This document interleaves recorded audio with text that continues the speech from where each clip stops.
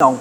Mas o que é idolatria? Então tem uma breve introdução aqui, tá, irmãos? Lembrando que eu coloquei 4 aspectos aqui, tá? Esses 4 aspectos é só para nos dar um norte. Não significa que você tem que ficar somente aqui, não. Você tem o seu comentário, a sua colaboração, pode trazer, tá? Para nos ajudar aqui a tratarmos o tema. Então, aí você pode pensar, poxa, mas já que eu não sou, nós estamos numa igreja evangélica, não tem nada a ver, né, isso, aquilo, outro aqui de idolatria. Então por quê? É justamente para aprendermos a refutar quando estivermos diante de uma situação, tá? Depois, como refutar essas coisas, isso aí é outra história, isso aí cabe um outro estudo, até de evangelismo, como técnicas de evangelismo, né, porque tem crente que às vezes vai refutar um católico, por exemplo, ao invés dele refutar, ele vai lá e faz um inimigo.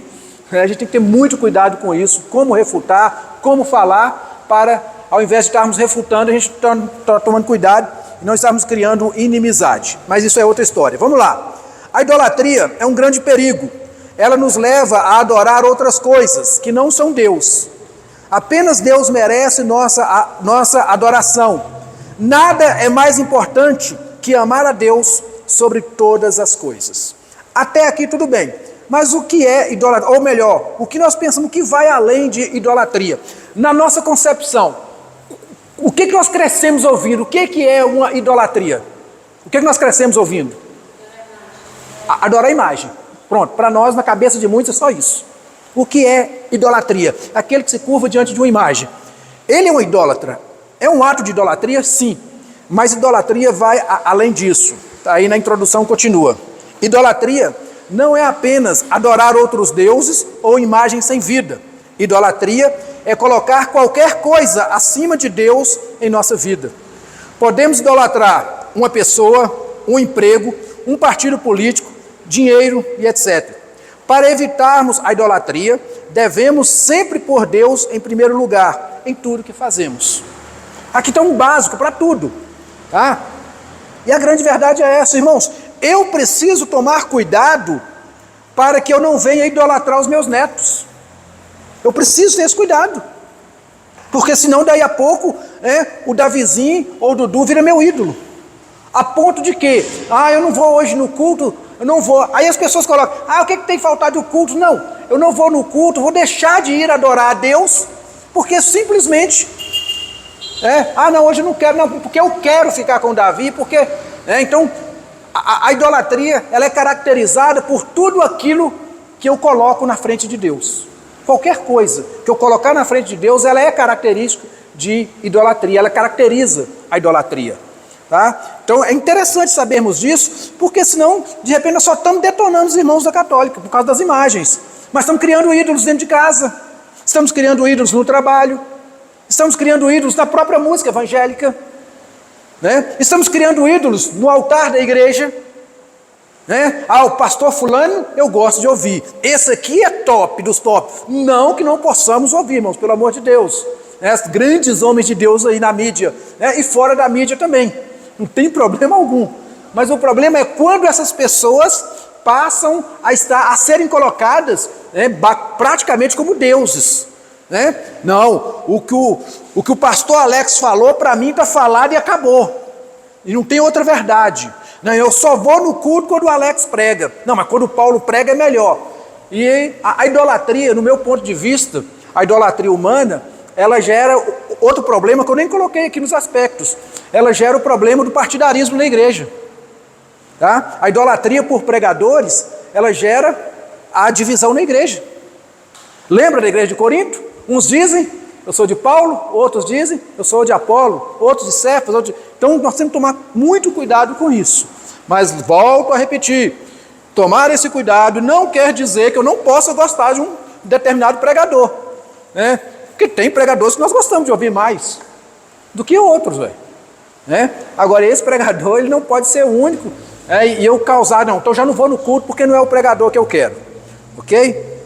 Então, nós entendemos, irmãos, tá? Precisamos entender, a idolatria não é somente se prostrar diante de um quadro ou de uma imagem. Nós podemos estar criando outros ídolos, né? Por exemplo, tem pessoas que o ídolo dele é o dinheiro, e acabou. O dinheiro é o ídolo dele, né? Onde o dinheiro dele está, ali o coração dele vai estar. né? E por isso o Senhor nos traz essa exortação, né? Para que onde estiver o nosso tesouro, ali esteja o nosso coração, tá? Então vamos tomar alguns cuidados, porque senão não vai adiantar nada refutarmos a idolatria por imagens, mas temos idolatria por outras coisas, né? Porque é muito fácil eu chegar e detonar com os irmãos da católica, mas e eu? E dentro da minha igreja, né? E dentro da minha casa? O que me impede? O que muitas vezes eu tenho colocado na frente de Deus? Quantas coisas eu coloco que às vezes me tapa totalmente a visão de Deus, onde eu não estou colocando Deus em primeiro lugar. Esse é um aspecto, tá? Também. Mas a primeira coisa que eu preciso entender, a idolatria, primeira coisa, ela é um pecado. E ponto final. Por que ela é pecado? O que é pecado, irmãos? Transgredir as leis de Deus. Em suma, né? No catecismo a gente aprende isso, o que é pecado? Transgressão da lei de Deus. Transgredir qualquer lei de Deus é pecado. Então, e essa é o que? Uma lei de Deus, tá? Para não termos outros deuses além dele. Não colocarmos, não nos prostrarmos, né, não fazer para nós nenhum ídolo, não nos prostrarmos diante de qualquer imagem ou qualquer outra coisa que esteja no céu ou abaixo na terra, não tem lugar. Então, se eu fizer isso, é pecado. Se eu colocar a minha amizade pelo Emerson acima de Deus, isso é pecado. Se eu colocar a minha amizade com o Paulinho, com a Magda, com o Alex, com qualquer um de vocês, acima de Deus, é pecado. O segundo vem reforçar o primeiro. O segundo vem reforçar o primeiro, né? Exatamente, o segundo ele vem, né, para reforçar. Olha, você não vai ter outros deuses diante de mim, somente a mim. E agora, e para não ter outros deuses, o quê? Eu não preciso fazer outro, não crie outros deuses. Não crie outros deuses, tá? E infelizmente, irmãos, quando falamos de criar outros deuses, né, conforme eu disse aqui antes, quando saímos da casinha só dos quadros da idolatria e vamos para outros meandros, vamos para outros ambientes, nós vamos ver que talvez nós não tenhamos mais, mas já criamos outras vezes. Outras coisas que esteve na frente de Deus. Outras situações que esteve na frente de Deus. Nós criamos outros deuses para nós, né? Quem já não conhece alguém, né? Eu, por exemplo, eu sou uma prova disso. Se eu não tomasse cuidado, eu fiquei tão louco quando meu neto nasceu, quando o Davi nasceu, que eu achava que era a coisa mais preciosa do mundo. Lógico, não levei para o lado espiritual, Deus tem misericórdia, a gente ensinando ali junto com o Eric, fazendo nosso papel, mas se você não tomar cuidado, o neto quando nasce, deixa o sujeito mais besta do que normal, né? A gente já não é normal, né? A gente já é bobo, e quando nasce um neto, você fica mais bobo ainda, e aí você fala, meu Deus, que coisa, tem alguma coisa melhor do que neto? Tem, Jesus, Deus é melhor do que neto, é muito melhor, e muito. Meus netos um dia eles vão me decepcionar, irmãos. Mais cedo ou mais tarde eles vão crescer, eles vão me decepcionar, eles podem me decepcionar a qualquer momento. Jesus não vai me decepcionar. Então eu não posso colocá-los na frente de Deus. Eles não podem ser objeto de culto, né? Onde eu vou me prostrar, onde eles vão ser o maior para mim, o maior ser para mim. Não pode. Pode falar, Paulinho. Você falou uma coisa para mim, eu acho que uma palavra-chave é essa aí de a gente sempre pensar que quando a gente começa a pegar em alguma coisa, principalmente alguma coisa, como você falou, né, é pensar nessa coisa que isso pode me decepcionar. Isso pode me decepcionar. Né? Você está falando, e Jesus não vai me decepcionar. Jesus não vai. Eu acho que é uma das coisas principais. Você coloca no âmbito da grandeza, quem pode, o que ele pode e o que não pode fazer. Vai. Outro perigo muito grande de colocarmos as pessoas como nossos ídolos, ainda que não nos sentimos decepcionados com eles, mas quando nós o perdermos, nós vamos nos frustrar. Por quê? Porque fulano era meu norte, ele era meu tudo, é ele que falava, e agora? Perdi meu pai, e agora o que vai ser da minha vida? Perdi fulano, né? O grande problema é quando colocávamos aquela pessoa como o único e absoluto, não que não possamos ter pessoas na nossa família, pessoas boas, que sejam pontos de referência para a gente, né? Que sejam boas referências, claro que sim. Mas eu não posso colocar, eu nunca faria isso, colocar, o meu pai é o meu norte, meu pai é meu tudo, o que meu pai, agora perdi meu pai, e agora? Acabou minha vida. Isso é um perigo. Aí pessoas podem entrar em algum tipo de processo, né, de depressão, de ansiedade, de alguma coisa, por quê? Por causa da perca. Ou seja, querendo ou não, ele foi abandonado pelo ídolo dele. Querendo ou não. Isso, né?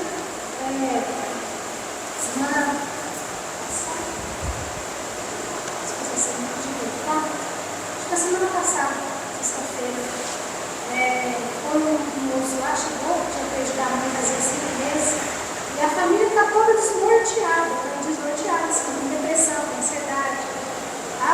Bem desnorteada mesmo, porque ela era o centro. Exatamente, né? E aí eu pergunto, e se Jesus fosse o centro?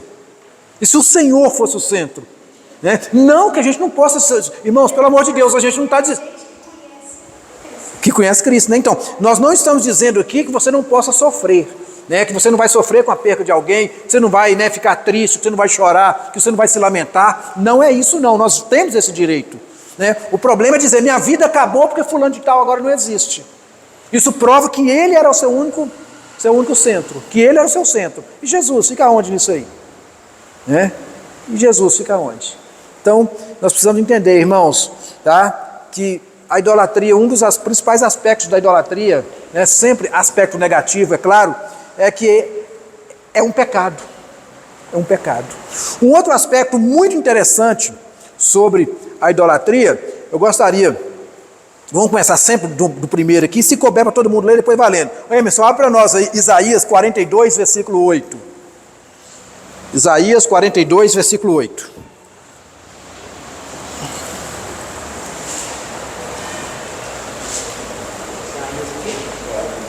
42, 8.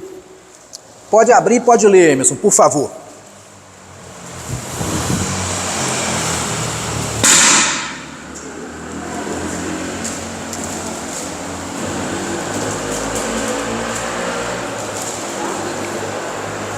Quar- 42, versículo 8. Por favor. Eu sou o Senhor, este é o meu nome, a minha glória. Pois não darei ao trem, nem a minha honra às imagens de escultura. Irmãos, o que o texto está nos falando aqui? E qual que é o segundo aspecto que eu vejo aqui? Que a idolatria, ela envolve a glória de Deus. Ela retira a glória de Deus. Ela mexe com a glória de Deus. Então, o que nós estamos aprendendo? O que Deus fala através do profeta? Eu sou o Senhor, esse é o meu nome. E aí ele fala, não darei a outro a minha glória. Olha só, irmãos, lembra, por isso que eu coloquei como primeiro ponto, porque tudo vai convergir para chegar lá no primeiro ponto, que é o pecado. Que é o pecado. Eu não darei a outro a minha glória. Eu não vou dar a outro a minha glória. A glória pertence somente ao Senhor. Então, quando eu me prostro diante de outra situação, ou diante de outra coisa, quando outra coisa passa a ser maior para mim, eu posso estar mexendo com a glória de Deus. Ou posso estar indiretamente, ou involuntariamente, tirando a glória de Deus. E aí, mas eu penso que posso pensar que estou fazendo isso, mas na verdade, eu não consigo tirar a glória de Deus. Daí vem a frustração, porque eu não consigo tirar a glória de Deus. Sabe por que eu não consigo tirar a glória de Deus? Quem sabe por que eu não consigo tirar a glória de Deus? Pode usar o texto que foi lido. Por que eu não consigo tirar a glória de Deus? Ele é absoluto. O que mais? A resposta está aí. Porque ele não dá a glória dele para outro. Ele não dá. Ele não divide a glória dele com o outro. A glória dele é só dele. Né? Às vezes uma pessoa faz uma pegadinha gospel, né? Eu falo um negócio que eu achei interessante. Ele pergunta assim, Deus vê tudo? Claro que Deus vê tudo. Mas qual a única coisa que Deus não vê? E aí, teólogo? Qual a única coisa que Deus não vê? Qual a única coisa que Deus não vê? A Bíblia diz que ele não vê outros deuses diante dele.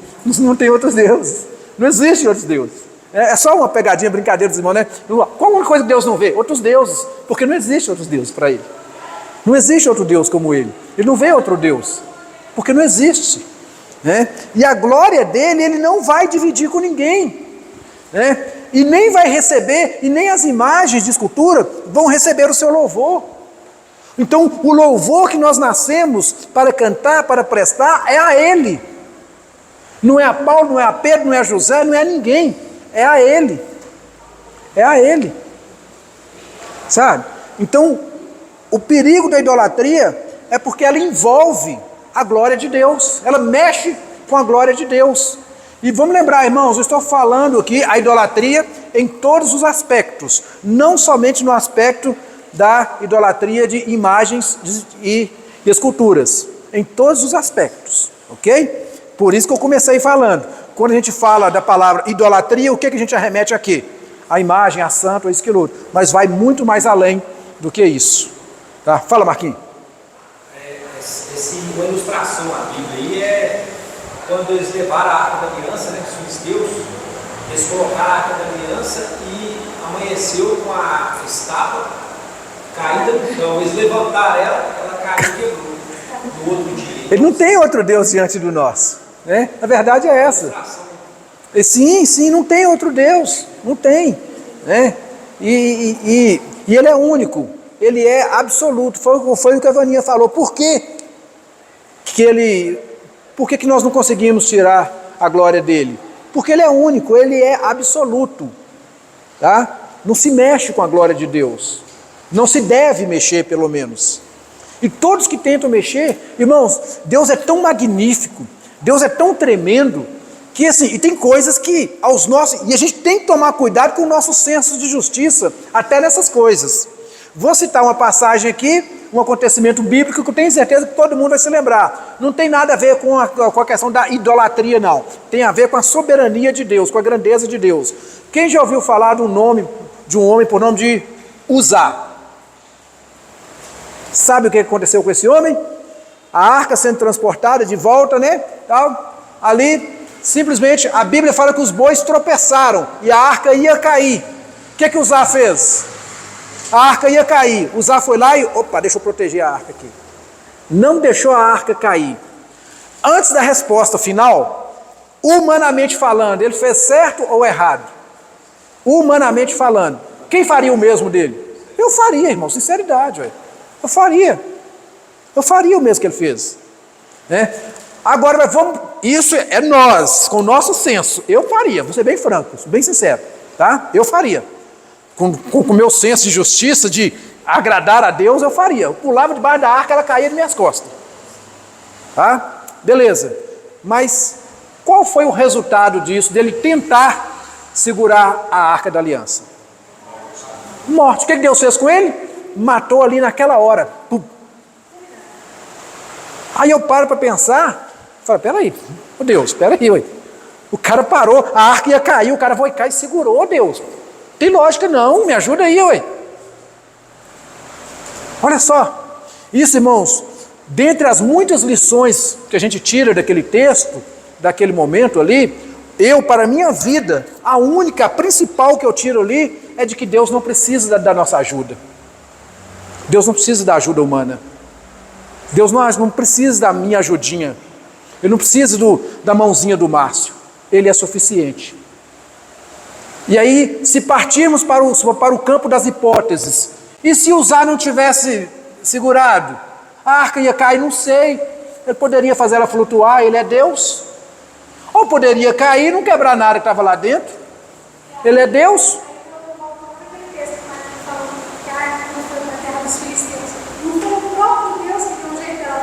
Exatamente, foi para lá, o próprio Deus trouxe de volta, ao invés deles pensarem, né, que porque na verdade, irmãos, e aí quando você cai na questão da arca, e aí a gente consegue chegar um pouco no campo da idolatria, porque eles pegaram a arca e pensavam que o quê? Que o poder estava na arca, pegou a arca como um amuleto, não, se a arca da aliança estiver aqui, nós vamos ter sucesso. Chegou lá, foi uma desgraça na vida deles, Então é isso que a gente tem que entender. sabe? Não pegar as coisas. Deus não precisa da nossa ajudinha. O próprio povo de Israel, quando levou a arca no campo de batalha, levou ela como uma mulher. E não venciam. Trouxe vitória para o povo. Todas as vezes, irmãos, que nós pegamos a obra de Deus, a palavra de Deus, viva de Deus, e a transformamos em amuletos, tá? Deus não é um amuleto da sorte. Por isso que nós não devemos pegar essa palavra de Deus, deixar aberta em casa com um versículo chavão lá, normalmente é o Salmo 91 aberto. Irmãos, Salmo 91 não expulsa nada. Não adianta colocar no Salmo 23, o Senhor é meu pastor, se você anda fazendo o que você quer. Está lá escrito, o Senhor é meu pastor, então eu sou ovelha dele. Então, se eu sou ovelha dele, eu deveria obedecer a quem? Ao pastor. Então, por que adianta o salmo estar aberto, mas não ter prática dele? Não viver a prática dele? Absolutamente nada, tá? Então, nós vemos a idolatria, né, ela é um pecado, ela mexe com a glória de Deus, ela envolve com a glória de Deus. E tem um outro ponto muito interessante na idolatria, que é onde nós vamos encontrar literalmente o primeiro ato de idolatria do povo de Deus. Todo mundo deve imaginar aí, né? Vamos pegar aí, Rodrigo, olha para nós aí. Êxodo, capítulo 32, versículo 1. É um outro aspecto que é demonstrado, que faz transparecer que a idolatria demonstra, tá? Na vida do ser humano. Pode ler para nós, por favor, Rodrigo. Mas vendo o povo que Moisés tardava em descer do monte, acercou-se de Arão e lhe disse: levante, faze-nos Deus que vão adiante de nós. Pois quando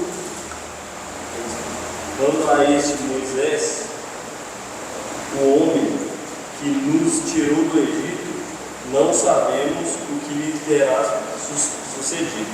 Ok, irmãos, então nós estamos agora diante de uma situação. Moisés sai para buscar justamente as tábuas da lei, demora por lá, o que o povo resolve fazer?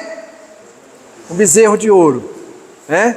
Mas tem um aspecto muito interessante, que mostra que a idolatria, nesse texto, me mostra claramente. A idolatria, uma característica forte dela no ser humano é onde o ser humano demonstra uma liderança fraca. Faz de um líder fraco. Fez de Arão um líder fraco naquele momento. Porque Moisés saiu, quem era o responsável pelo povo? Arão. Sabe? E me mostra que um líder fraco, um líder sem pulso, um líder sem firmeza, ele quer fazer tudo para agradar ao povo e está pouco se importando se isso vai agradar ou não a Deus. O texto é muito claro. Deus teve misericórdia de Arão? Teve depois. Mas o proceder de Arão aqui foi de um líder fraco. Foi de um líder que deixa se levar pelos outros. E a idolatria do povo levou Arão a pecar contra Deus, ao tomar a atitude de resolver construir esse bezerro de ouro.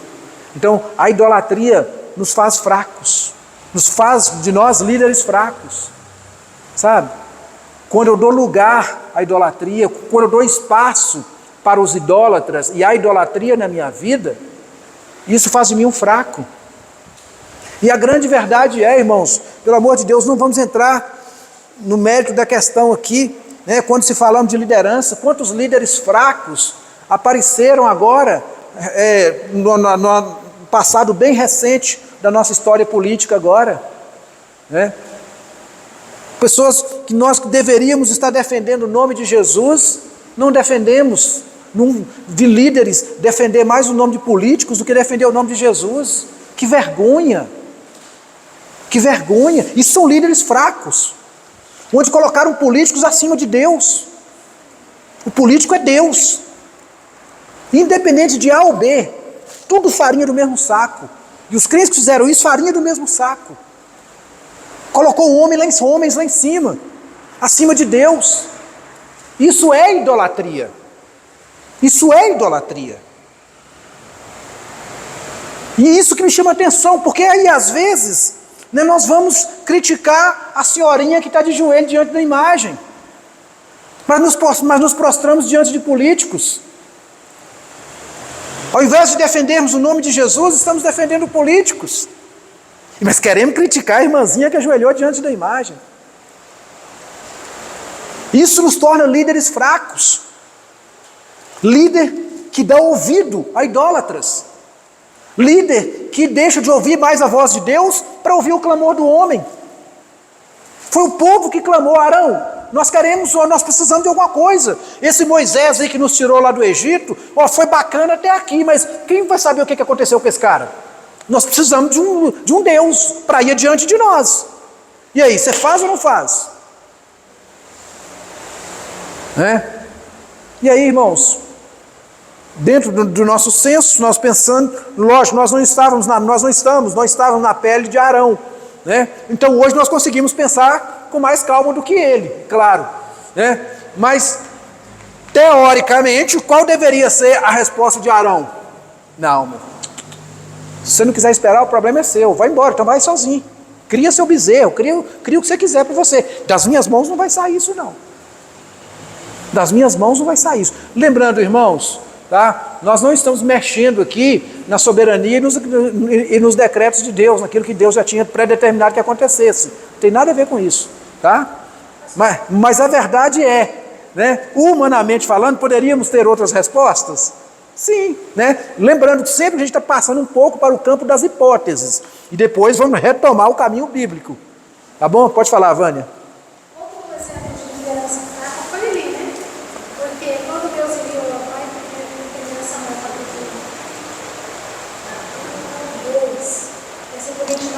por que vocês honram o meu sacrifício e da oferta que determinei para a minha habitação? Porque você honra mais os seus filhos do que a mim, deixando-nos engordar para a melhor parte de todas as ofertas feitas por Israel, o meu povo. Então, o próprio Deus mandando recado, né? Então, quer dizer, outra liderança fraca, onde se apoiou em quê? Colocou o que à frente de Deus? Os próprios filhos. Lembra que eu falei que eu não posso colocar meus netos na frente de Deus? Eu não posso, irmãos. Não posso. Eli pagou caro por isso, né? É outro estudo, envolve outra coisa, né? Mas tem a ver com isso, mostra que ele, né, deixou de glorificar a Deus, de fazer o que realmente precisava fazer, né, da correção dos seus filhos, para um favorecimento próprio. Mexeu com a glória de Deus, mexeu, e principalmente se tratando, como a Vânia colocou muito bem, uma liderança fraca, né? Nós temos que tomar esse tipo de cuidado. Fala, Paulinho. Da liderança fraca aí, nós podemos trazer ela até para o nosso meio, Sim. na nossa própria igreja. Aí as pessoas chegam e falam assim: mas peraí, essa liderança foi colocada por Deus. Sim, foi colocada por Deus, mas ela está agindo de acordo com as coisas de Deus? Não. Se você estiver sendo conivente com essa liderança, você vai ser cobrado por Deus. Vai ser cobrado, é verdade. Você tem essa consciência, essa cobrança de Deus vai vir. Não pensamos que tudo que aquilo que Deus coloca, às vezes Deus coloca para ver a nossa reação. Deixa eu colocar essa liderança aqui para ver a reação do meu. No sentido probatório, é uma prova. Ué. Se eu não reagir, eu vou ser cobrado. Eu falei assim: e aí, Marquinhos, a liderança lá, você foi conivente com aquela liderança? Exato. A liderança está totalmente contrária. Exatamente. Tem muito cuidado, irmãos. E é sério essa questão. Depois você falar, eu vou fazer uma outra colocação muito interessante aqui. Eu vou estender o comentário do nosso irmão Paulo. Hoje as lideranças familiares também têm pecado.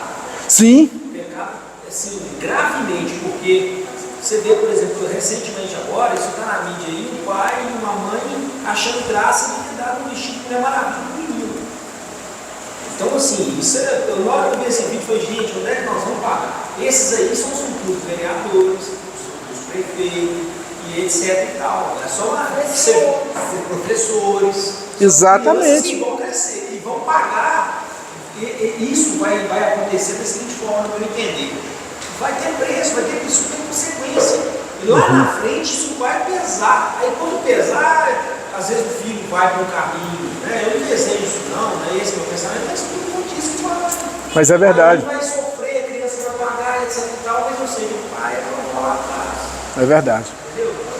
Não, e quando, né, a gente parte para todos os campos, quando vemos a questão da liderança fraca, né, mas vamos voltar para o campo eclesiástico, né, e é muito sério isso, irmãos, o que o Paulo colocou aqui. Poxa, eu estou vendo isso aqui, e estou sendo conivente com aquilo. Eu vou ter que prestar conta. Ainda hoje eu estava conversando com o Gil sobre isso, nós batendo papo sobre isso. Eu estava me lembrando da época que eu denunciei o Eric para o conselho de Laranjeiras. Eu levei a denúncia. Precisei levar. Cometeu o fato, cometeu o pecado, cometeu o erro.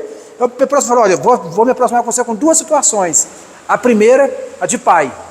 Não, minto, a primeira de pastor da igreja. Você sabe o que eu tenho que fazer, não sabe? Ele falou, pai, eu sei. Eu preciso fazer isso, eu tenho que fazer. Ele falou, pai, pode fazer. Ele tomou 4 meses e algum tempo de disciplina. E para a glória de Deus, nunca faltou um culto. Um culto sequer durante a disciplina toda. Mas eu precisei fazer. Eu precisava fazer. Isso falei agora, segundo, agora como pai. Conta comigo porque der e vier, eu estou do seu lado. Mas eu preciso fazer isso. Eu preciso. E eu falei isso baseado nesse ensinamento desse texto que a Vânia citou aí. Eu não posso ser como Eli. Eu não, sabe por quê, irmãos? Porque senão eu vou estar mexendo com a glória de Deus. Então quer dizer, para jogar a glória de Deus lá na lama, por causa de um erro, eu vou proteger. Aí eu protejo, e mais a glória de Deus. O meu amor foi tanto do que o meu amor por Deus e pela obra dele. Mas isso aí, né, vai indo. E nós vamos aprendendo, irmãos. Nós vamos aprendendo. Né? Não, ele não divide nada. A glória dele, ele não dá.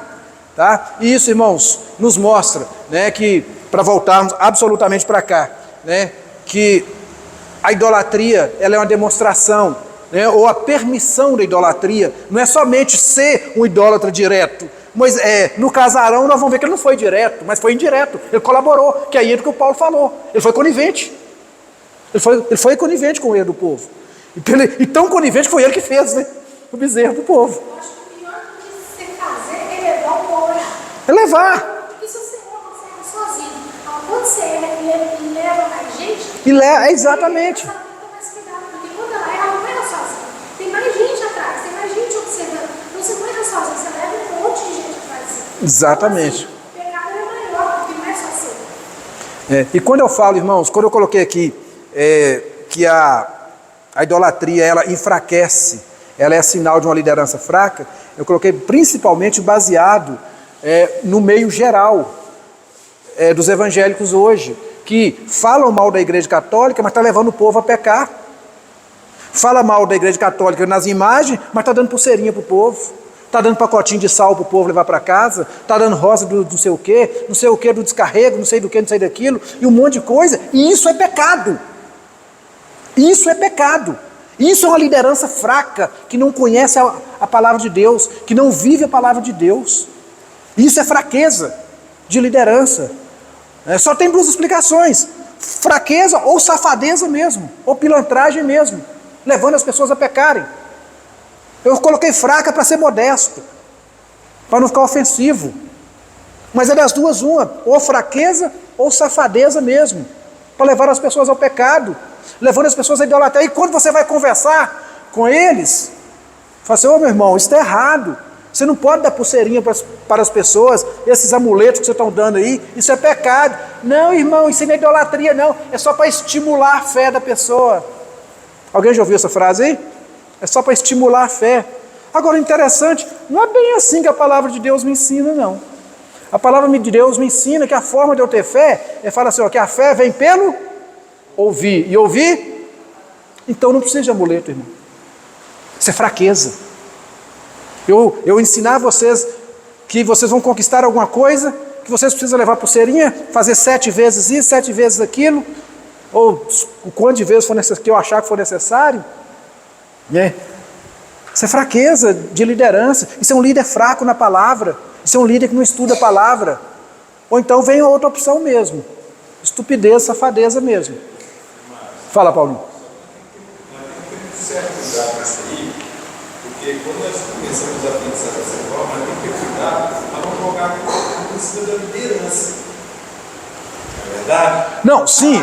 Eu vou fazer isso dessa forma, porque a minha liderança mandou eu fazer dessa forma. Sim. Não é? Aí eu estou fazendo dessa forma porque a minha liderança faz dessa forma. Por exemplo, falta de sabedoria. É.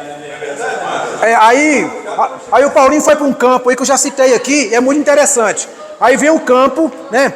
A gente frisou na liderança baseado no contexto de Arão. Mas na verdade é uma coisa que eu até já conversei com o André, e você conversa, Vicente, sobre isso, que assim, eu peguei uma analogia da área do direito. E é tudo que o Paulo falou aí também, né? Levando para o campo agora do lado de lá, saindo da liderança e levando para o lado de cá. Por que que tem o estelionatário? Por que que tem? Porque tem os oportunistas. O cara acha que vai levar vantagem em cima de uma coisa. Então tem uma liderança fraca, sem conhecimento da palavra, né, ou maldosa, ou estúpida mesmo, safada mesmo, corrompida, e vai lá e oferece. Aí vem um lá do banco, espertalhão, que acha que vai tirar proveito em cima. Opa, então eu vou dar, né, olha, dá isso que você vai ganhar aquilo. Aí, opa, eu vou doar mais, né? Vem lá, né, ó, vou quebrar a maldição, porque aí eu vou dar um dízimo bacana, vou dar um dinheiro bom para a igreja, porque, aí é o que o Paulo falou, porque minha liderança falou, não, mas você também aceitou. Partindo agora para o outro lado da moeda, como toda moeda tem dois lados, né? Eu foquei bastante aqui por causa da liderança de Arão, né? E foi literalmente pedido pelo povo, mas ele foi fraco em atender. Né? O foco é mostrar a fraqueza dele como líder, como sacerdócio no meio do povo, como sumo sacerdote no meio do povo, né, que seria ali posteriormente, e ser fraco ao ponto de ceder os desejos do povo. Mas tem realmente, é inquestionável, né, esse lado. Por que o povo está lotando as igrejas modernas aí? Porque está sendo oferecido tudo para eles. Quem não quer? Quem não tem uma bicicleta não quer passar por uma moto? Quem não tem uma moto simplesinha não quer passar por uma, não sei falar nome de moto, mas uma outra melhor? Né? Quem não tem o Fiestinha do Márcio não quer o Corolla do Paulo? Aí, oh, você não quer não, Paulo? Vamos, aqui, vamos trocar, viu, Paulo? Não, eu não quero o Corolla não. Deixa eu com o meu sedãzinho. Deixa meu Fiesta. Então, irmãos, mas infelizmente, né,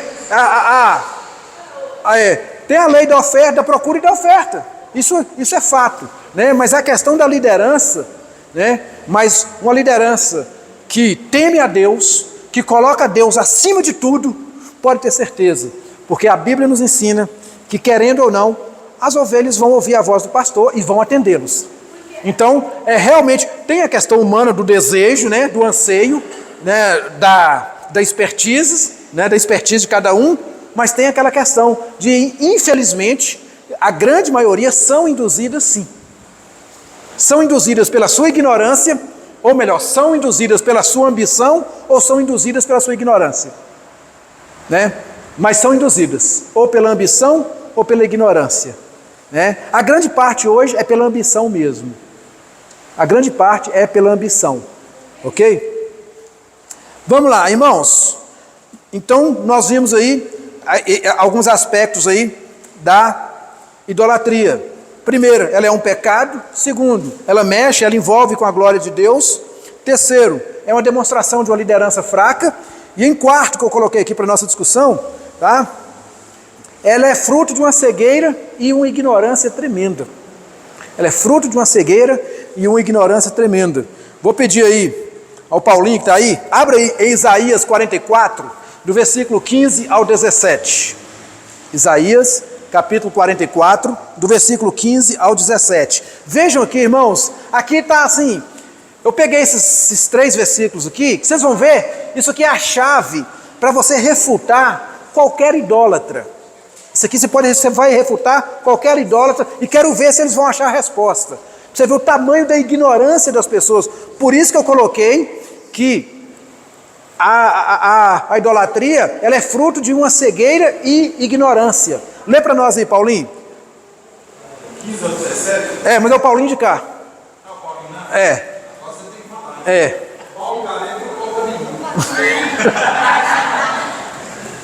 Vai lá.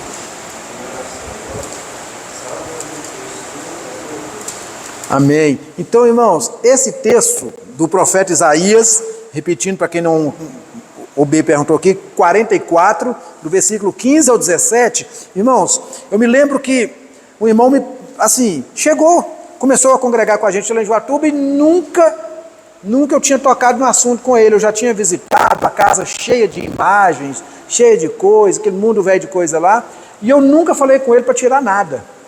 Quando foi um dia, ele me perguntou, acho que eu já contei isso para vocês aqui. Você vai mandar eu tirar? Não sei o quê, eu respondi com outras perguntas.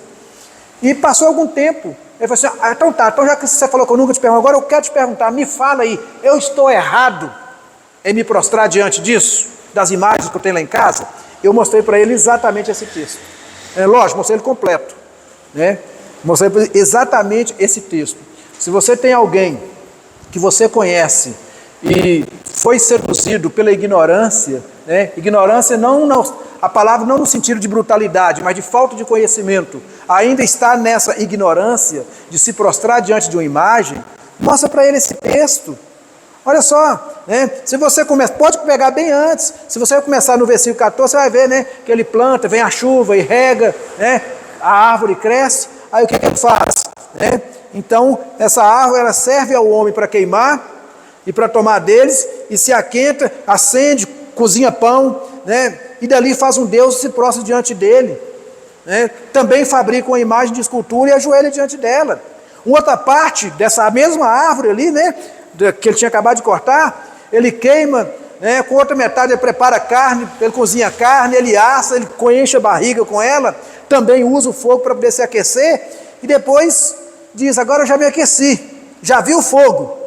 Então o resto ele faz um Deus, uma imagem de escultura. Ele ajoelha diante dessa imagem, se inclina e roga e diz, me livra porque você é meu Deus. Gente, quanta ignorância, quanta cegueira.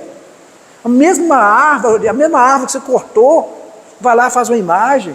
Né? A mesma coisa, o profeta traz alusão ao ferro.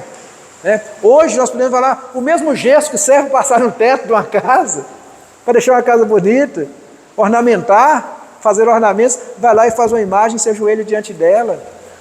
O gesso hoje é mais comum, né? Então, como explicar isso, se não for uma cegueira e uma ignorância tremenda? Como você explica isso, Paulo? Poxa, a pessoa sabe,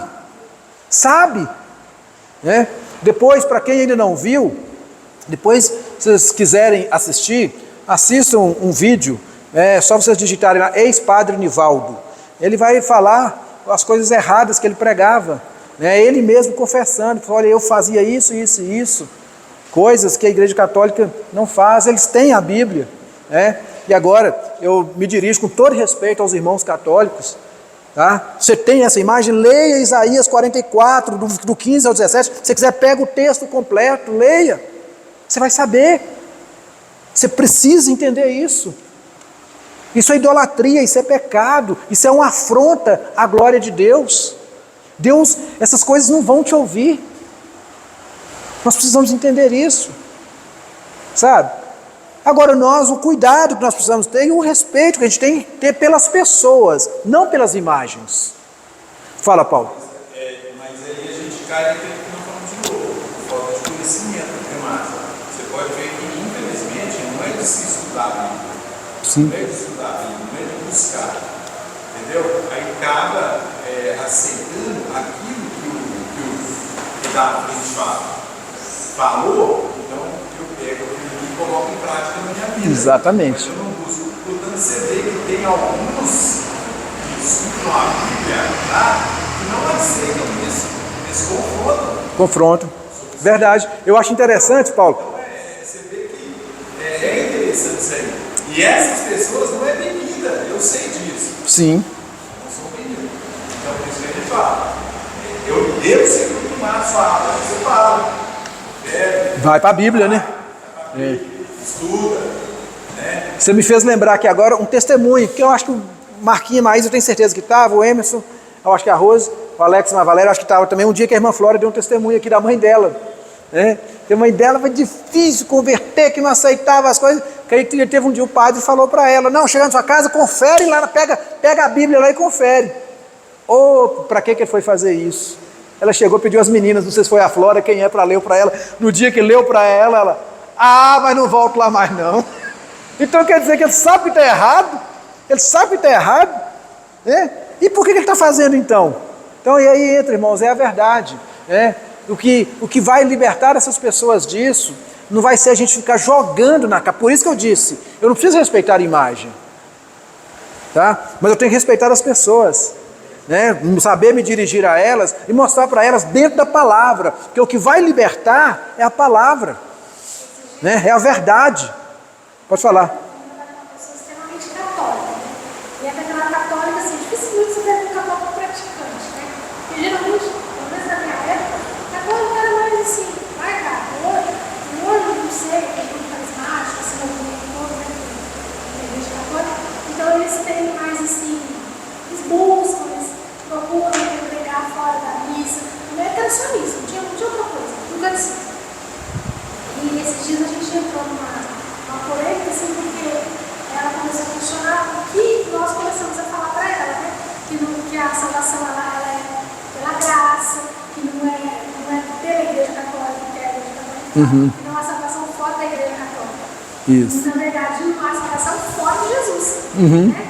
Falando, não, a Bíblia de vocês é diferente, vocês tiraram o livro da Bíblia. Não, a gente não, vocês colocaram. Aí começou o negócio, nossa, mas assim, aí ficou aquele monte de interrogação na cabecinha dela. Mas eu acho que depois acho que ela acabou, não sei se ela entendeu, não sei se ela aceitou, mas deu uma... Mas mexe, porque a verdade, ela vai mexer com as pessoas. Pode até doer no início. Uma das coisas assim, que eu, assim, pela misericórdia de Deus, eu sempre tirei para a minha vida, né? Principalmente quando o pregador, o pastor, seja quem for, que falava algo que estava acontecendo comigo. A grande verdade é essa, não vamos ser hipócritas. Na hora que fala, e aquilo que a gente realmente está errado, na hora dá vontade de dar um soco no pregador. A verdade é essa, dá vontade, né? Mas quando a gente faz aquilo que a gente tem constantemente falado aqui, não, eu não vou me sentir ofendido, eu vou me sentir confrontado. Porque se eu me sentir ofendido, eu vou embora com raiva do Paulo e da Magda. Mas se eu me sentir confrontado, eu vou buscar mudança naquilo que eu fui confrontado. Fala, Ju. Por que o doutor está falando, né? Falar certo, falar de uma maneira com embasamento também. Com embasamento na Bíblia. Você acaba julgando o contrário, porque a pessoa vai falar, você está defendendo isso dessa maneira, eu não quero ser dessa maneira, então eu vou fazer o contrário mesmo. Exatamente. E aí entra um dos ensinamentos que Paulo nos passa, nós aprendemos aqui, estudando as cartas paulinas, quando Paulo trata alguns assuntos na igreja de Corinto, que é o quê? Paulo trata os assuntos com verdade, com transparência, porém com muito amor. Então é isso que a gente tem que entender. Você vai confrontar alguém, você não pode ir só com o amor, mas você também não pode ir só com a verdade, porque senão você vai magoar. Se você for só com amor, você vai só lisar a cabecinha dele, ele vai permanecer no erro. Mas se você for só com a verdade, você vai mostrar ele a verdade, mas ele vai tomar raiva. Então Paulo nos mostra isso. Ele sempre confrontou com a verdade, porém com amor. Então, e quando isso acontece, irmãos, tem a questão, porque sempre a gente vai falar isso, não tem jeito, tá? Não adianta, tem a questão do transmissor, que sou eu, e tem a questão do receptor, como está sendo recebido também pela igreja. né? Agora, isso aí não compete a mim julgar. Tem pessoas que vão receber de bom grado.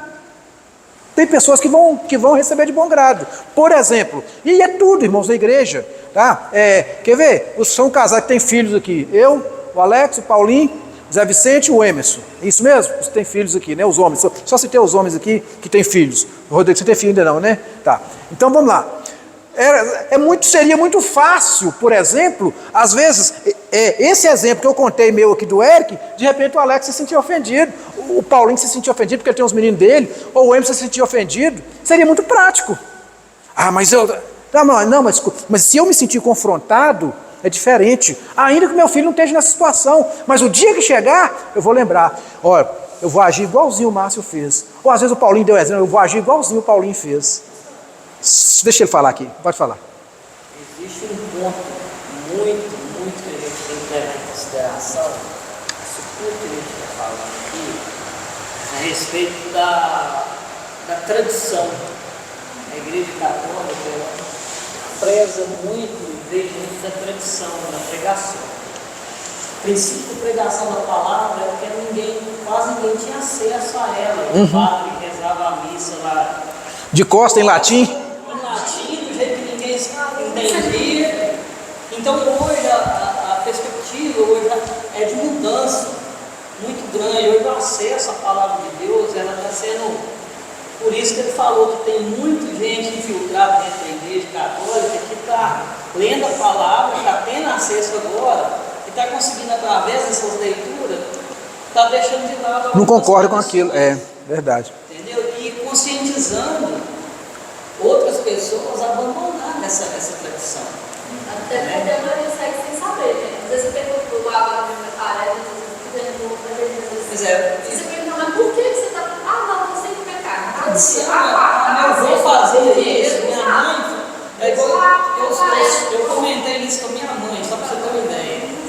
A minha mãe, eu fui com bastante calma com ela, né, lá na roça, na minha casa tinha imagens lá e tal. Eu fui conversando com ela, seu pai, como é que era? Eu fui contando para ela, seu pai sabia ler? Não. Aí então, como é que você acha que ele aprendeu isso daqui? Alguém falou com ele que era assim, e ele foi acreditando naquilo, na hora que viu, contaminou a família inteira. Então, para isso ser abandonado, existe também um processo. E esse processo, ele demora tempo. E agora está sendo quebrado com maior velocidade. Sim. O acesso, né? O acesso. É verdade. Então, a gente pode ter calma, pode pregar o Evangelho, não precisa refutar, não precisa de muita ignorância. É loucura, né? Isso Fanatismo. Vai chegar todo mundo vai saber a verdade. Verdade. Verdade. Você queria falar? Depois o Alex fala aqui. Eu queria falar o seguinte, porque muito da sobre a questão de ser confrontado, né? Por isso que tem muitas igrejas que não confrontam o pecado, que realizam. Por quê? Às vezes as pessoas não se sentem ofendidas e não saem das igrejas. Né? Então, Exatamente. Isso é um caso bem complicado. Então, às vezes, preferem passar pano. Um outro lado, né? Um lado diferente. Sim. Mas a igreja evangélica, Sim. estou falando do nosso terreno, né? Agora. Sim. E tem, a gente sabe que tem. Que acaba sendo uma linha de uma ação por falar no terreno. Sim. Perde, então. Que perca, verdade. Fala, Alex. Eu ia falar, mas eu vou dar uma oportunidade para algo mais novo que eu. Fala. O B tinha levantado a mão aí. Perdão, B, eu não tinha visto, não. Pode falar. Hã? Isso aqui? Isso aqui é um microfone. Boa, valeu pela educação, Alex. Legal. Eu ia falar o seguinte, eu ia falar um erro, sabe? Essa tradição estava na minha pauta, falar de tradição, mas você falou certíssimo. Temos que lembrar o seguinte, a pessoa do Êxodo, ele era um Egito, tinha tudo para tudo é Deus, e se você estudar direitinho, você vê que os deuses são justamente os deuses que as próprias pragas que Deus julgou no Egito, a Bíblia fala que Deus zombou dos deuses do Egito. E eles vieram desse contexto, de idolatria, de festa, eles chegam num deserto, não tem nada. Não sei se nós estivéssemos um pouco, nós também iríamos fazer um desenho de ouro. Hoje a gente está de hoje, olhando no passado, mas talvez a gente seria igual eles também. Naquele momento a gente teve uma gente de festa, de culto, de Deus, de repente tem um nosso guia que sai do nosso meio, vai para um monte, não volta. Vamos fazer o nosso bezerro aqui então. E o Arão fez justamente para obedecer o quê? A voz do povo, a voz de Deus. A tradição do povo, né? A tradição que igualzinho a igreja católica tem feito, não somente a igreja católica, deixar claro, mas outras religiões também obedecem a mesma coisa, a questão de tradição. Eu tive a oportunidade de conversar com alguns termos padres e tal. Você acredita que eles falam contra a idolatria, mas falam, mas é a tradição do povo. É a mesma coisa. Não pode ir contra a tradição. Mas é a fé do povo, se é a pedra de Jacó, é não sei o que, mas é a fé do povo. Então entra no mesmo contexto que o povo falando de tradição. Verdade. Deixa o Rodrigo falar. Pode falar, Rodrigo. A verdade, né, principal que eu acredito é que, na verdade, ninguém deve seguir religião alguma. A gente tem que seguir a Jesus. Até porque religião foi o homem que criou. Né? E Cristo humano veio para a gente seguir a Ele, não a religião. A religião é só um caminho que caminha você até a palavra. Né? Mas daqui para frente é discernimento de cada um. É que na verdade a verdadeira religião é Cristo, né? Jesus é a religião, né? Isso. Porque teoricamente aí seria seguir tradições, porque teoricamente religião, né? Ela não foi criada pelo homem. A religião, ela é Jesus. Jesus é a religião, tá? Porque vem, né? A única coisa que eu sei do grego que vem do religare, né? Que ele veio religar aquilo que estava desligado, né? Que era o nós de Deus. Ele veio e religou. Então Jesus Isso. Então Jesus, ele é a nossa religião, mas o problema é justamente o que você falou. Aí o homem vem com os costumes, vem com as tradições. Agora, pegando tudo isso e colocando no pacote, nós precisamos lembrar de uma coisa, né? E com certeza, com absoluta certeza, concordo com as colocações aqui, porque eu precisei passar por isso também, né? Eu na igreja desde 6, 7 anos de idade. Quando a minha mãe foi se converter, eu já estava com 20 e poucos anos de idade, ou seja, eu esperei eu estava com 25 para 26, cerca de 20 anos. E ela tinha uma imagenzinha pequenininha, nunca teve nada grande, mas tinha as coisinhas dela. Eu nunca falei com ela que ela tinha que tirar, até quando ela me perguntou. Porque é muito interessante isso, até na questão do evangelismo. Se você vai evangelizar e você vira para a pessoa, né? E a pessoa não te perguntou sobre aquele assunto, então não entra no assunto. Ele não te perguntou, não entra naquele meandro não, porque ele não te perguntou. Que foi o caso que eu contei para vocês aqui do irmão lá de Joatuba, né? Deve ver esse vídeo. E o Amaral, ele sabe disso. Ele falou, cara, você nunca tocou no assunto comigo sobre isso, você nunca me mandou jogar minhas coisas fora. Eu falei, não vou mandar, não sou eu que vou fazer isso. Agora, o que eu tenho que me lembrar é uma coisa. Tem tradições, tem coisas que precisam ser quebradas? Tem. Agora, como que isso vai ser quebrado? Por quê? Qual foi a resposta que o eunuco deu para Filipe na carruagem? Você entende o que você lê? Não. Como eu vou entender? Se não tem quem me explique. Então, como que um idólatra, preso à tradição, vai sair da idolatria? Se você não pregar para ele. E querendo ou não, essa pregação, né? Ela precisa ser um confronto, com respeito, com amor, mas ela precisa ser um confronto, tá? Eu posso respeitar a sua tradição, mas a sua tradição não pode me inibir de pregar a palavra de Deus, que ela porque lembrando que a palavra ela é o quê? Ela é suficiente. Eu não preciso de outras coisas, tá? Aí você vai encontrar aquela senhora, eu me lembro, deixa o mestre falar ali daqui a pouquinho, que eu queria até que a Maísa depois compartilhasse com a gente, um negócio que você compartilhou comigo uma vez, com respeito a uma pessoa que te abordou na loja, né? A falta de respeito, depois deixa o Zé Vicente falar, se você puder compartilhar com a gente, que é muito interessante isso. Isso vai bater com o que você e o Emerson colocou aqui.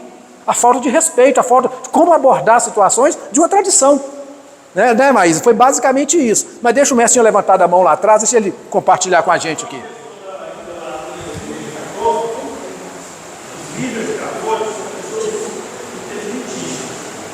A idolatria interessa financeiramente só a criação de tantos santos para preservar a saúde. Tanto é que a igreja católica romana que é a ortodoxa. A igreja católica romana talvez seja uma das instituições mais ricas do mundo, em segundo lugar a ortodoxa. Então, o interesse da idolatria é financeiro. Porque se cria tantos santos constantemente, cada dedicação, e cada santo desse, faz a maioria deles, eles fazem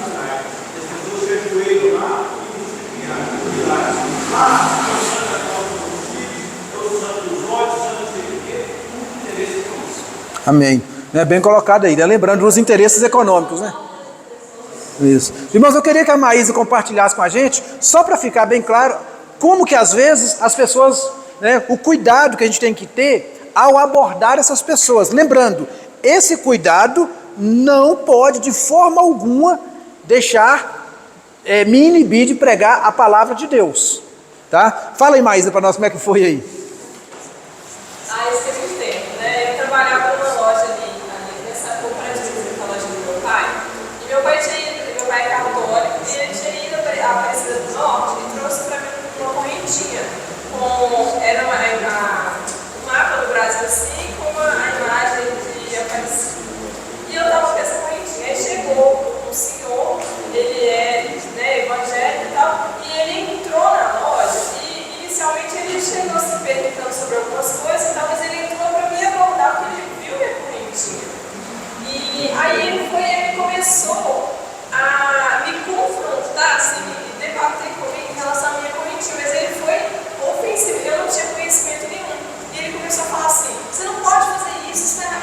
E eu, tipo assim, eu me senti ofendida pelas palavras dele, porque ele não me explicou o que era errado, ele falou que eu estava errado e que, tipo assim, eu sem saber de nada, ele falando comigo, eu estava errado, isso e aquilo, e eu peguei e falei com ele, assim, aí ele falou que eu tinha que ir para a igreja, que na igreja dele, que eu ia aprender, não sei o que, eu falei assim, como que eu vou na sua igreja, como que eu vou? Eu não vou querer ir numa igreja de uma pessoa que me trata dessa forma. A primeira impressão que eu tive dele, a impressão assim, que ele me odiava porque eu estava usando uma correntinha. É o que o Paulinho colocou aquela hora ali, a forma de abordar. Eu fiquei intrigada com aquilo, mas não no sentido de querer aprender, né, porque eu estava errada, mas no sentido de, tipo assim, por que os crentes são tão ignorantes? Eu fiquei com essa função, né? Ele estava certo, porém o jeito de abordar foi errado. Exatamente. Me quer, Alex? Não, boa parte é desse jeito, igual teve nos anos 90, a famosa transmissão de um programa de uma igreja. Que o cara chutou. Não fala o nome de igreja, não, mas falar o nome só diferente do universo do sábado. Que tinha lá um pastor, um malucão, que pôs a imagem da Aparecida e começou a chutar imagens. E aí, não sei se vocês viram isso, né? Foi, eu lembro. Então, uma coisa que não representava o pensamento correto Todo. e dos evangelhos no todo. Não, e Versão em escândalo, na verdade. e outra coisa, irmãos. Que a gente deve fugir desse tipo de coisa, de pegar essa forma. Eu tenho até um testemunho que é bacana, que eu tenho isso na minha vida, a Maria sabe disso. Quer dizer, eu acho que a primeira coisa que a gente tem que fazer é o respeito. E o respeito, justamente. O respeito da pessoa primeiro. Deixa ele saber a crença dela. Se eu não conquistar o respeito da pessoa, eu não vou conseguir nada com ela. Vai não. É o caso da Maísa. Entendeu? Meu pai era muito católico. Entendeu? E a gente morava aqui e a família dele, a mãe, as irmãs moravam tudo lá na terra de Patana. E minhas tias enforcavam de cima. Carola mesmo, bora dentro da igreja de fora. E uma época lá, a minha irmã foi levar ele lá para fazer uma visita, com ela, o marido dela foi levar para fazer uma visita, e elas deram para ele uma imagem da Nossa Senhora Aparecida desse tamanho. A minha irmã falou assim, no meu carro essa imagem não vai. Meu pai ficou muito bravo, meu pai era muito ignorante, ficou muito bravo. Entendeu? Não trouxe imagem, não deixou para no meu carro não vai essa imagem. Beleza? Vai sabe aquela coisa toda, veio embora. Depois passou um tempo, eu nem sabia da história. Passou um tempo, eu fui levar meu pai lá. Chegou lá, minha tia falou assim, e aí, Osmar, você vai levar a minha imagem? Depois chegou perto e falou assim, meu filho, eu posso levar a imagem para você e tal, essa imagem? Eu falei, pode levar, pode. Sim, eu falei, Daí. vai fazer mal para mim? Não vai, gente, não vai. Meu pai trouxe essa imagem no carro. Essa imagem ainda está na casa da minha mãe, até quando eu trouxe essa imagem. A única pessoa que meu pai tinha respeito era comigo. A única pessoa que meu pai pedia para orar era eu. Me respeitava, sabe que eu sou evangélico, ele falava assim, filho, faz uma oração por mim, vem cá. Portanto, meu pai faleceu no domingo, na quinta-feira, ele pediu eu e a mãe que orasse por ele. Ele faleceu no domingo. viajei para os Estados Unidos. Então, uma pessoa que tinha respeito comigo, sabia da minha crença, tinha respeito, ela é muito da família. Eu acho assim, a gente tem que conquistar, o que o Fernando falou, a gente tem que saber como conquista a pessoa. Não é eu falando. O que essa imagem fez comigo? Ela mudou minha vida, eu trazer. Te atrapalhou em alguma coisa? Nada. Verdade. Então, irmãos, assim, tem situações que talvez a gente não vai conseguir. Aí tem um livro chamado Plano Mestre de Jesus, tá? Um livro próprio para missionários mesmo, para quem quer trabalhar com evangelismo, e ele ensina tudo isso, até toda essa questão da abordagem, sabe? Como que as pessoas, como que nós podemos abordar as pessoas, porque isso é muito sério, sabe? E um negócio muito interessante, nesse livro já tinha falado isso, e agora recente, eu até falei com os jovens aqui, eu falei com um grupo de estudo bíblico aqui, sobre um livro, sobre um filme, agora me esqueci o nome dele, do rapaz, de um moço, de um professor de um seminário teológico, que ele volta no tempo, né? Ou melhor, ele adianta no tempo para ver como que seria o cristianismo no ano 2000, ele estava no século XVIII, se não me engano, aí ele vai mostrar isso mesmo, 200 anos depois, e tal, aí vai mostrar para ele como que seria o evangelho hoje. E isso, irmão, nós vemos isso, de tudo isso que, graças a Deus, muito bem colocado essas colaborações aqui, sabe? Eu preciso ter um cuidado com a abordagem, sim, sabe? Agora, porém, eu não posso tirar a autoridade de Cristo dos ensinamentos que eu tenho que dar.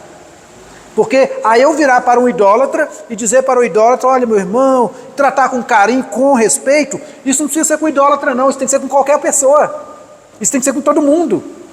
Agora, o cuidado e o respeito, conforme eu disse antes aqui, né, aí entra, vou pegar um gancho no que a Maísa falou, o cara vira para ela com a falta de educação e aborda ela e fala, você não pode isso, isso e isso. Veja como que essa pessoa tira a autoridade de Cristo no ensinamento. Todinho. Por quê? E se ela pergunta para ele, quem falou que não pode? O que ele ia falar?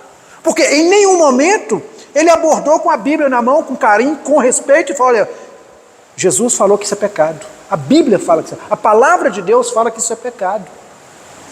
Irmãos, a questão assim, de abordar as pessoas é tão séria. Eu me lembro uma vez o reverendo Diocélio, morreu nos Estados Unidos agora há pouco tempo, foi pastor nosso.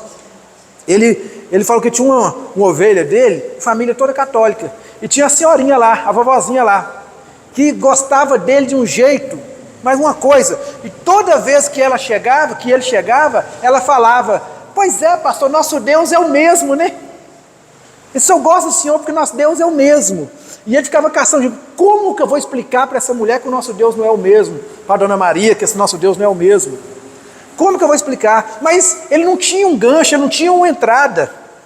Até um dia, Deus proporcionou, e ela entendeu.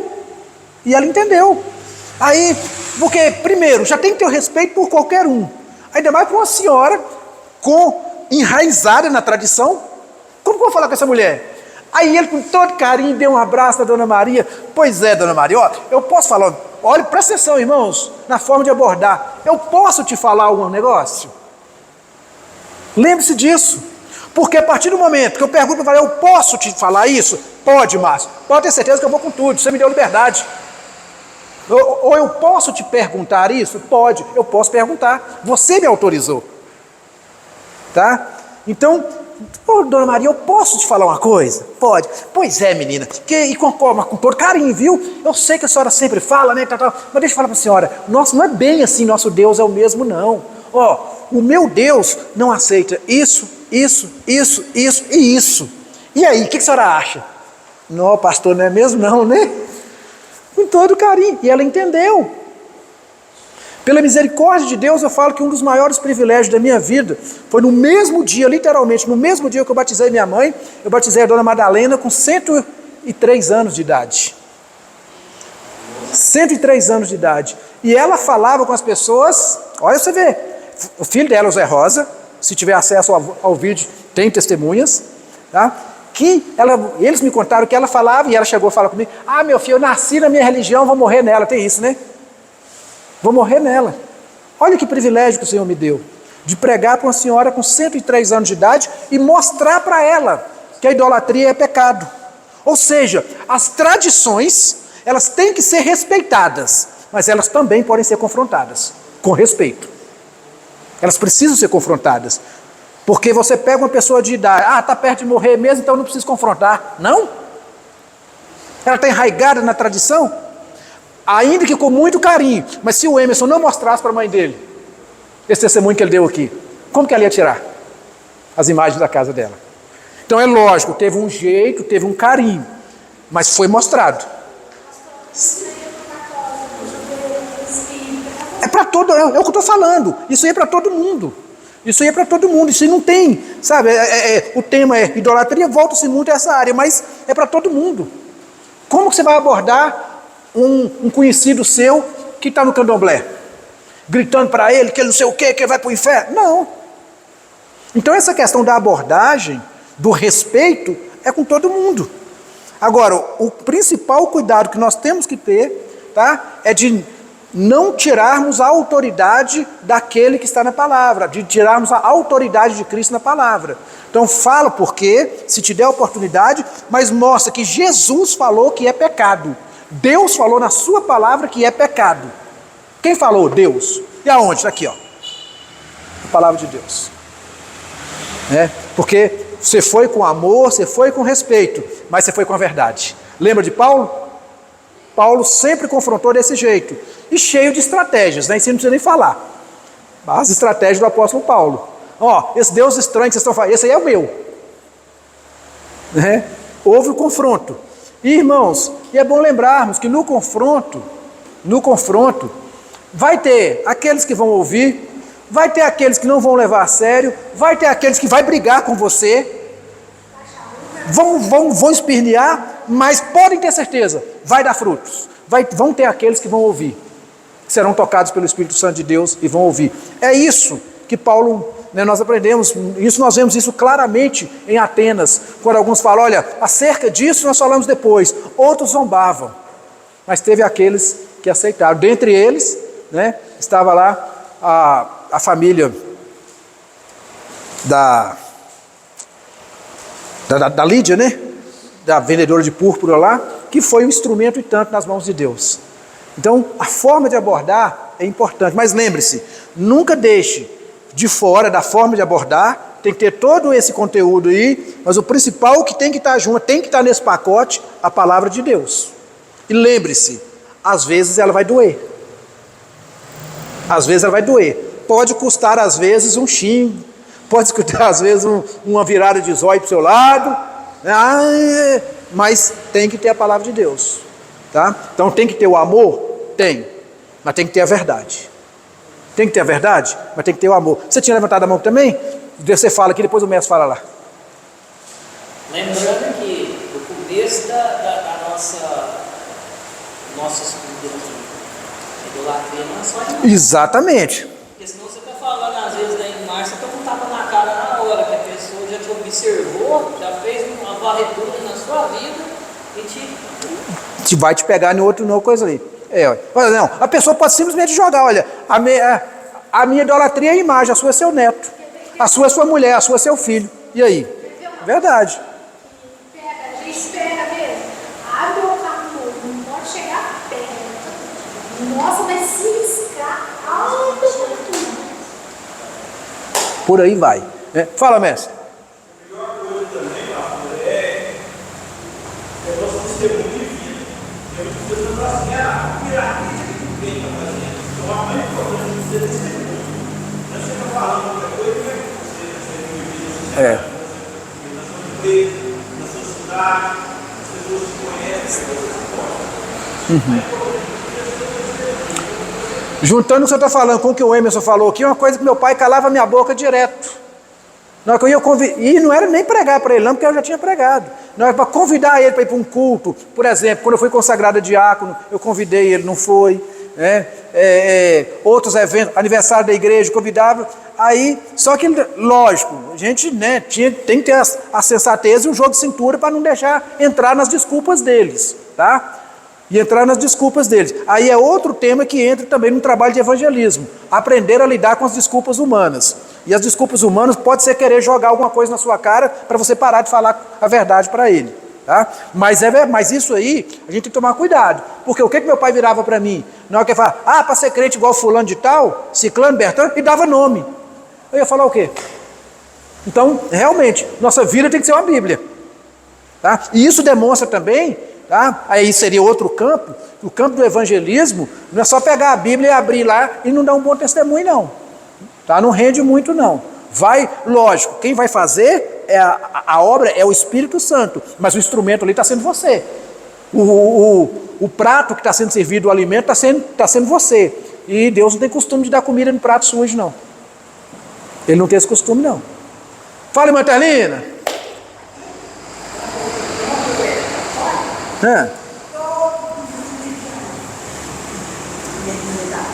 Aham. Aí eu fui para